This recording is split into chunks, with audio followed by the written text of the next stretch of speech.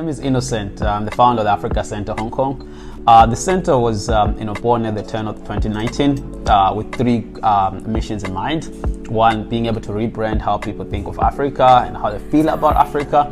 And then the second one, being able to act as a bridge to connect the Africans and non-Africans, and also to build a more conscious Black community, a people and a group of people who are more proud of who they are, proud of their history, and confident in who they are. We believe the African perspective is very valuable, particularly during this period when things tend to be unpredictable and uncertain, and it's very, very important to children's development, and being able to grow up with a very important lens in terms of analyzing and understanding the world, and with that we really think getting an exposure and learning about Africa really help children to become better prepared for the future.